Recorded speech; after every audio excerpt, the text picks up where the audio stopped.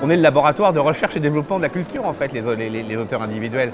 C'est pas un film à 80 millions d'euros qui va prendre des risques. Hein. Dans le film à 80 millions d'euros, on applique les recettes qui ont été inventées 20 ans ou 30 ans plus tôt par des gens dans leur coin, quoi.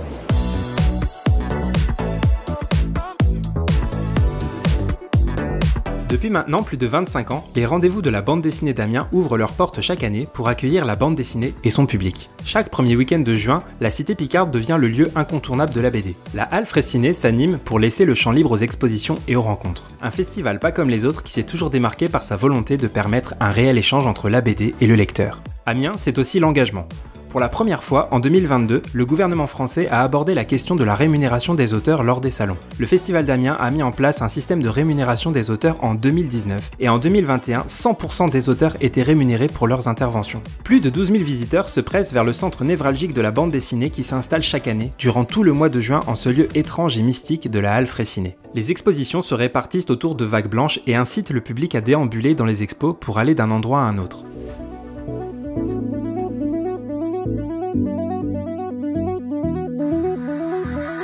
Au détour d'une de ces vagues, on rencontre Dave qui dédicace sa série jeunesse Sous les arbres, sortie aux éditions de La Gouttière. Cette série, finie en 4 tomes, raconte l'histoire de ce qui se passe dans une forêt au rythme des saisons. Une série poétique, drôle, sensible, qui ravit les tout jeunes lecteurs et ne laisse pas indifférents les plus grands. C'est parti d'un délire avec un copain, déjà. On était avec Cyril Trichet, qui est auteur des Arcanes du Midi Minuit chez Soleil. On était en route vers Disneyland. On est parti très vite sur l'idée de faire une série qu'on pourrait faire à côté de nos projets perso. Donc un truc qui était facile à faire, qui était fun à faire, donc fun avec des animaux, facile, pas de décor ou pas trop. Et donc très vite on a centré sur des animaux dans la forêt.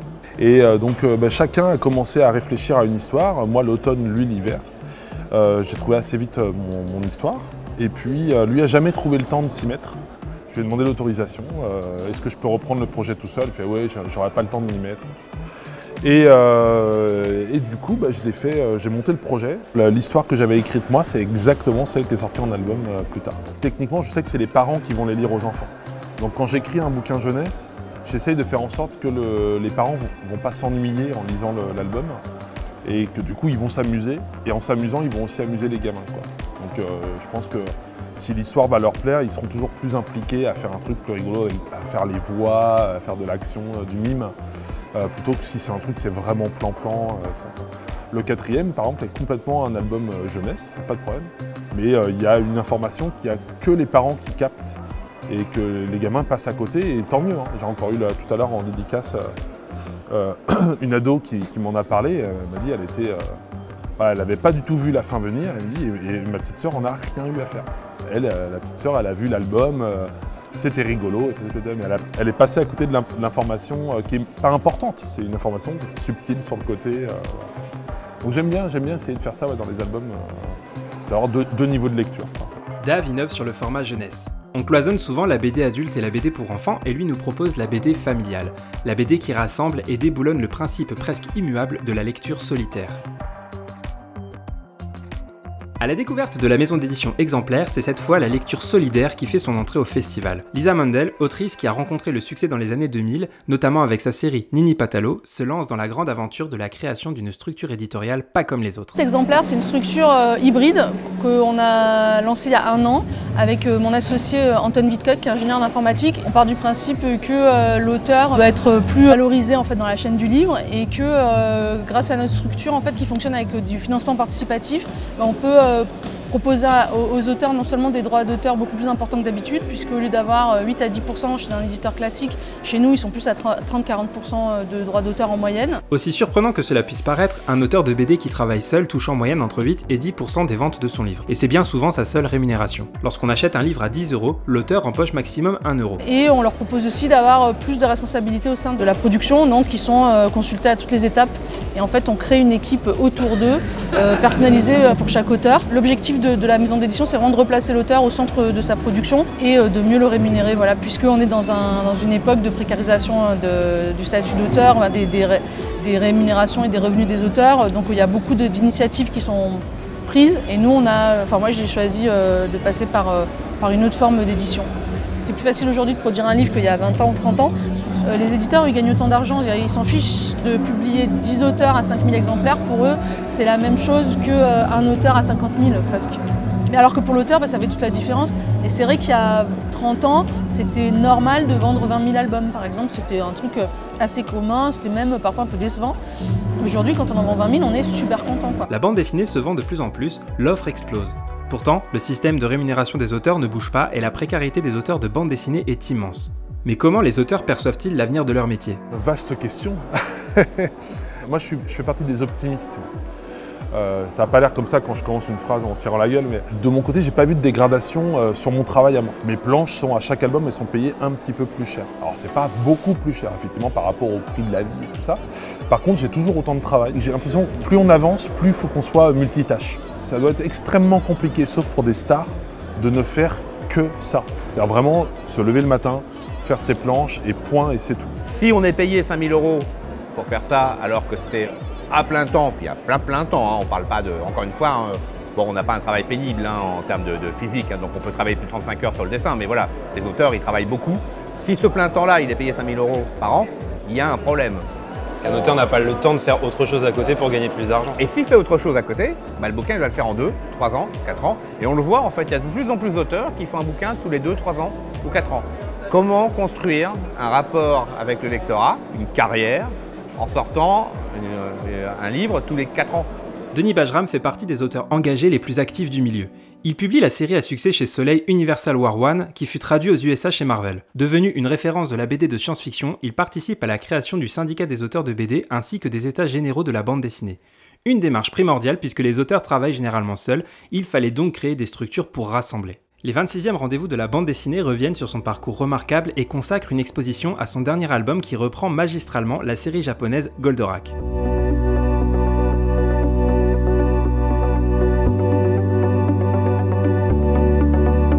On a l'impression que le droit d'auteur, dont on parle tout le temps, l'importance du droit d'auteur, défendons le droit d'auteur, on a l'impression qu'il protège les auteurs.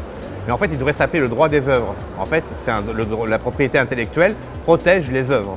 En fait, aujourd'hui, c'est le droit des producteurs et des éditeurs plutôt, puisqu'en fait, ils achètent le contrôle des œuvres et leur exploitation. Alors, ils payent l'auteur pour ça, mais l'auteur perd son contrôle et en fait, il n'est pas protégé pendant qu'il travaille. C'est quand même l'auteur qui fait le livre et c'est quand même fou que ce soit lui qui soit la variable d'ajustement et qui en fait n'ait pas voix au chapitre depuis des années. C'est-à-dire quand on essaie de re-questionner le pourcentage de l'auteur, on se heurtait à des murs avec une chaîne du livre qui, à tous les niveaux, nous disait mais non, si on augmente les auteurs, c'est la fin des haricots, on doit fermer boutique. Et donc on disait oui, mais nous, on est en train de crever la bouche ouverte, on ne peut plus faire notre métier parce qu'en fait, auteur de BD à plein temps, c'est plus possible en fait, donc il faut faire d'autres métiers. Donc, ça devient un métier de loisir en fait, un métier hobby. Et or la BD c'est quand même un métier de forçat, c'est pas un métier hobby quoi. Un dessinateur déjà, il doit apprendre à dessiner des bonhommes, à les faire jouer, metteur en scène, acteur. Puis après il doit les mettre dans des décors, il doit cadrer, faire la lumière. On est en train de parler en fait de métiers qui représentent 7, 6, 8, 10 métiers dans le cinéma, dans le théâtre, etc. Et l'auteur doit être au niveau, à la maturité dans tous ces métiers-là pour que son art soit maturité. Ça ne se fait pas en 5 ans. Le niveau de maîtrise exigé fait que les gens commencent très rarement avant 25 ans. Et à 25 ans, ils ne sont pas mûrs, ils sont accrochés au mur, ça va passer, ça va passer. Un auteur, la maturité, elle est à 30 ans, il faut, voire 35. Or aujourd'hui, il faudrait réussir à vivre avec 5 000 € pendant 10 ans, 15 ans, en espérant qu'arrivé à maturité, on reconnaisse son œuvre et qu'on commence à pouvoir être payé 10 000 € par an. On voit bien que le système ne peut pas durer. C'est vrai que si j'avais pas la presse, les ateliers scolaires et tout, j'arriverais pas à vivre de la BD, clairement. Juste de la BD pure, quoi. C'est là où on en revient le webcomic, les crowdfunding, Twitch, tout ça, où il y a des manières différentes de faire de la BD différemment. Moi, si demain le support papier disparaît, je serais un peu triste, mais ça m'empêchera pas de faire mon travail, quoi. Je serais toujours payé pour le faire, mais d'une autre manière. Pour survivre dans un milieu qui lui apparaît de plus en plus hostile, les auteurs doivent s'adapter. Trouver d'autres manières de publier et de vendre leurs livres, parfois même en se passant de l'éditeur ou de la librairie. C'est ainsi que l'on voit de plus en plus de projets qui se montent en crowdfunding qui permettent à l'auteur de mieux gérer sa production, d'en tirer un meilleur profit et d'utiliser la ressource d'internet et des réseaux sociaux qui sont devenus les pierres angulaires de la communication autour du livre. C'est un système qui convient aussi beaucoup aux jeunes. Ils sont nés avec les réseaux sociaux, ils ont déjà des Insta dès qu'ils ont 17-18 ans. Donc on se retrouve avec des auteurs, des autrices qui ont 20 ans, quoi, 22 ans. Enfin moi ça m'hallucine, quoi. Parce qu'ils ont déjà réussi à avoir une certaine notoriété grâce aux réseaux sociaux. que nous, on ne pouvait pas avoir dans les années 90. Parce que ça n'existait pas, donc on était connus quand on finissait l'école, qu'il y avait un éditeur qui passait, qui remarquait notre travail, qui nous laissait sa carte, ou si on démarchait, mais on ne pouvait pas, comme ça, grâce à Instagram, être connu dans la France entière à 20 ans, quoi. Donc ça, c'est assez incroyable, en fait. Donc c'est assez difficile d'être édité chez un éditeur aujourd'hui. Et en même temps, voilà, ça n'a jamais été aussi simple de faire de la BD d'une autre manière. C'est-à-dire qu'on a effectivement donc, le crowdfunding, les Patreon, les Tipeee, les Webtoons aujourd'hui. Des trucs qui n'existaient pas il y a 20 ans, quoi. Et ces trucs-là rapportent de l'argent. Tu peux aussi maintenant monter une chaîne Twitch, dessiner en direct et gagner de l'argent. Tu peux avoir une chaîne YouTube, machin. Donc il y a plein de manières de le faire. C'est ce que je m'étais rendu compte avec le crowdfunding que j'ai fait c'était il y a 7 ans déjà. Mais c'est à l'époque le bouquin qui m'a rapporté le plus d'argent, quoi. Ce qui est incroyable. J'ai tiré 1000 exemplaires d'un livre et ça m'a rapporté une année de salaire. Alors qu'à côté, je gagnais moins à faire de la BD qui se vendait plus, quoi. Ce qui est confortable, c'est qu'on maîtrise la fabrication de A à Z. Après, moi, pour m'être auto-édité sur mon premier album, avant de créer la structure, c'est quand même... Enfin, j'ai pas pu faire le livre toute seule. En vérité, je l'ai fait avec une équipe. Et vouloir tout prendre en main de A à Z, je trouve que c'est épuisant. Après, oui, l'avantage de l'auto-édition, c'est qu'on n'a pas besoin d'avoir la validation d'un éditeur. On décide soi-même de son objet et de son contenu, et puis on mise sur sa fanbase, enfin sur les personnes sur nos lecteurs pour nous subventionner. Donc oui, ça veut qu'il y a de l'argent, on sait que l'argent qu'on gagne, c'est pas une avance sur droit qu'on va mettre des années à rembourser, mais que c'est de l'argent qu'on va gagner tout de suite. Mais après, dire que c'est plus confortable, je pense pas, parce que c'est quand même extrêmement compliqué, enfin c'est pas compliqué, chronophage de faire un livre tout seul. C'est hyper intéressant, mais nous, on a créé cette structure aussi parce que je me rends compte qu'il faut une équipe pour créer un livre et que ce soit bien. Puis c'est un métier, enfin tout le suivi de fab c'est un métier, le graphisme c'est un métier, la correction orthographique c'est un métier, la distribution c'est un métier, et voilà. Et quand on se retrouve à faire tout, moi je suis arrivée à un moment où je faisais plus que ça. Je passais mon temps à la poste et c'était pas non plus mon objectif de passer mon temps à la poste, quoi, en gros. En gros, cela peut permettre à des auteurs de gagner plus d'argent, mais ça leur demande plus de travail. Ce qui peut aussi, à long terme, abaisser la qualité des ouvrages proposés. Si les auteurs cherchent à réduire le nombre d'intervenants dans la chaîne du livre pour leur permettre de gagner plus d'argent sur la vente de leurs ouvrages, ce n'est pas par appât du gain, mais dans un objectif de survie du statut d'auteur et surtout dans un objectif de survie de la bande dessinée. Les solutions sont peut-être à trouver à un plus haut niveau, mais quelles propositions peuvent être faites ? En fait, il suffit d'aller lire le rapport Racine. Bruno Racine a été chargé, haut fonctionnaire, a été chargé d'une mission il y a quelques années. Les organisations d'auteurs s'étaient beaucoup investies, la Ligue des auteurs professionnels que j'ai fondée avec Samantha Bailly et d'autres auteurs avaient beaucoup travaillé. Et en fait, les propositions, elles sont sur la table. Aujourd'hui, on a un ministère qui ne les applique pas. Il y a un haut fonctionnaire qui, de manière détachée, a bien vu le problème, finalement, en faisant de multiples auditions et a proposé des choses qui sont la part que doit faire le ministère de la Culture. Et aujourd'hui, il y a vaguement de propositions qui ont été vaguement appliquées, mais ça reste complètement insuffisant. Là, en ce moment, on est en train de mener une sorte de négociation collective avec les éditeurs, mais il n'y a pas du tout assez de pression pour qu'elle aboutisse. Tout le monde admet maintenant, à travers les études, qu'il y a un problème de revenus et de normes sociales pour les auteurs, mais la négociation collective ne va pas à l'amélioration, donc ça n'a aucun sens. Là, c'est vraiment la responsabilité du politique en France. Il ne peut pas faire comme aujourd'hui, se laver les mains du destin des auteurs et des artistes français. Je fais mes albums, je fais des ateliers scolaires rémunérés, je fais de la presse. En plus, je suis prof dans une école d'art depuis cette année. Je ne sais pas si ça durera, mais voilà, c'est ça, plus ça, plus ça, plus ça. Donc je ne suis pas que dessinateur de BD, je suis aussi animateur scolaire, prof, journaliste, pigiste presse. On est uberisé depuis toujours, en fait, nous. Et notre statut ne tient pas compte de ça. Alors on a quelques protections. Alors on ne parle même pas de chômage, ce genre de choses, hein, mais on parle même de protections basiques. Une femme autrice a énormément de mal aujourd'hui, alors que la loi le dit de le faire, de toucher ses indemnités de grossesse, etc. Enfin voilà, on est sur d'avoir les congés parentaux, toutes ces choses-là. Même ça, c'est compliqué. Donc nous, ce qu'on veut, c'est enfin établir un vrai statut d'auteur. Alors d'artiste-auteur, puisqu'on a les mêmes problèmes que les artistes individuels, ceux qui créent dans leur atelier des sculptures, qui font de la peinture. Voilà, l'artiste-auteur, aujourd'hui en France, il n'est pas du tout assez protégé. On passe son temps à dire qu'on investit dans la culture, mais en fait, l'artiste-auteur, il est seul face à des entités beaucoup plus grosses que lui, que ce soit les galeristes, que ce soit les éditeurs, que ce soit les producteurs, etc. Et s'il n'a pas de succès, il se fait, hélas, trop souvent piétiner. Et piétiner, ça veut dire gagner 3 000, 4 000 euros, 5 000 euros par an pour un boulot qui est de bien plus de 35 heures par semaine. Il ne faut jamais oublier là, cet artiste individuel qui crée chez lui ses petites BD, là, ses petites sculptures, son petit jeu vidéo dans son coin. C'est le sel de la terre.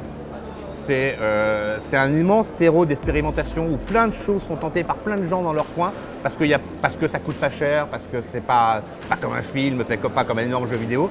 Et de ça sortira des choses qui vont pousser, se développer, devenir peut-être des énormes studios de jeux vidéo, devenir peut-être des énormes séries de BD, des séries télé. Et c'est 20, 30 ans, 40 ans après qu'on voit l'impact en fait de ce petit travail de fourmillement, de tous ces échecs très nombreux que vont croiser les auteurs. Si on ne nourrit pas ça, à la fin, on se retrouve dans 20 ans avec une baisse de richesse culturelle. Moi, je suis inquiet pour ça, en fait, parce qu'on est vraiment en train, là, en ce moment, de détruire l'avenir. Aujourd'hui, dans le circuit du livre, l'auteur n'occupe pas assez la place qu'il mérite au sein de la production de son ouvrage. 36% des auteurs de BD vivent sous le seuil de pauvreté. Un chiffre alarmant à mettre en parallèle d'une consommation toujours plus grande. En 2021, 85 millions de bandes dessinées se sont vendues. Le marché de la BD a rapporté 890 millions d'euros. La prise de conscience doit être générale de la part de tous. Si demain un vrai statut d'auteur n'est pas créé, l'auteur disparaîtra et la bande dessinée avec. Il y a un pays qui a décidé de s'occuper un peu plus de ses auteurs que la France.